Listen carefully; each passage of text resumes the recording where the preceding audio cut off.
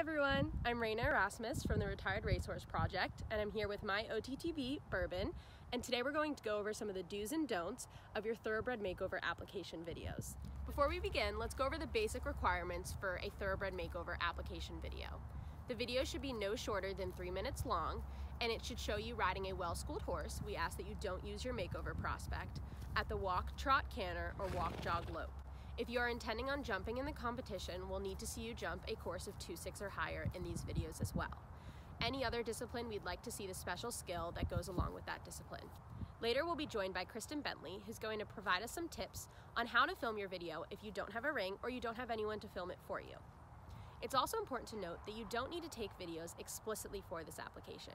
You're welcome to use videos from a show, from a lesson, or anything else that would meet the requirements and is relatively recent and of sufficient quality.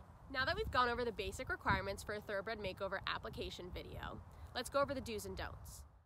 This example would not be sufficient for the flat work portion of your video because it is filmed vertically, it is too far away to see the rider, and it only shows the rider at one gait in one direction. We need to see the rider at the walk, trot, canter in both directions. This example would be sufficient for the flat portion of your video because it is filmed horizontally, the rider is clearly visible, and it demonstrates the walk, trot, and canter. Please note that this video is sped up and cut for the sake of time, but the video that you submit in your application should be shown at normal speed and provide examples of you at the walk, trot, and canter in both directions.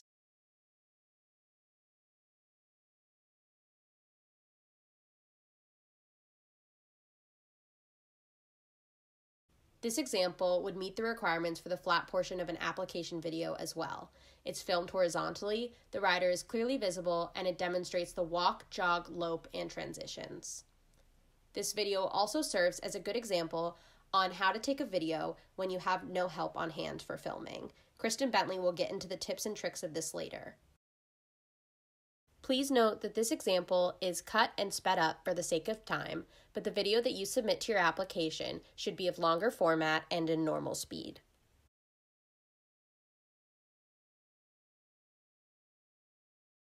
This example would not meet the jump requirements of an application video because it is filmed vertically, it does not meet the 2.6 height requirement, and grid work is not sufficient. A full jump course is needed. Similarly to the previous example, this video would not meet the jump requirements because the jumps are not set at the 2.6 minimum and a line of jumps is not sufficient. Please provide a video of you jumping a full course. This example would meet the requirements for the jumping portion of your application video because it is filmed horizontally and the jumps meet the 2.6 or higher requirement. A full course of jumps is also shown. Please note that this video is sped up for the sake of time, but the video that you submit should be in normal speed and show an entire course.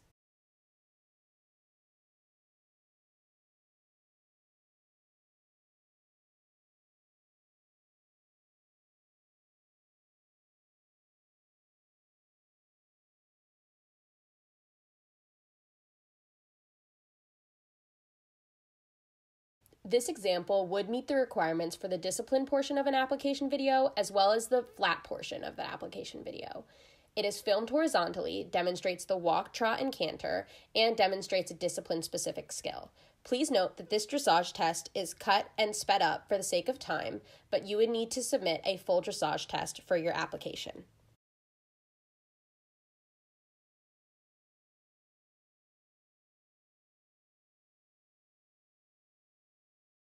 This example would also meet the requirements for the discipline portion and flat portion of the application video. It's filmed horizontally, shows the walk, jog, and lope, and demonstrates a discipline-specific skill. Please note that once again, this video is sped up and cut for the sake of time, but the video that you provide in your application should show the complete pattern. Hey guys, this is Kristen Bentley from the Retired Racehorse Project. I'm a 2018 veteran, and this is my Thoroughbred Makeover horse from 2018, Jobber Bill. As you can see behind me, there's a giant cow pasture out there, and that's my riding space. I don't have an arena, and usually I don't have anyone to video for me either. So today, Jobber and I are going to demonstrate how you can set up your camera to capture a pretty effective video for your application without necessarily having someone around. So you'll see there's a barrel right here behind me. It's just a 5-gallon pail. There's another one way out there, and then there's another one behind me, probably right behind my saddle that you can't see. I first I set up my camera here on this fence post and I walked those out to make sure that I wasn't going to ride so far away that I'd look like a tiny ant in the final product. Very, very helpful to do that ahead of time so you're not just wandering out in space thinking, oh, I really hope my camera can see me. So we did a little bit of trial and error, marching back and forth. Jobber's very nicely going to move so you can see that one over there. And figured out generally this is about the flattest spot I've got, so it works pretty well.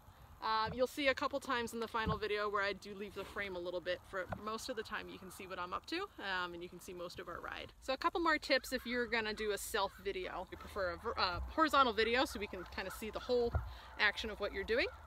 And this right now this phone is sitting up on a fence post on a handy little cell phone holder that I made.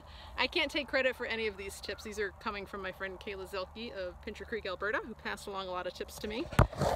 So as you can see, this is just a block of wood with 4 nails in it, and it's super convenient because it just sits right on top of this fence post.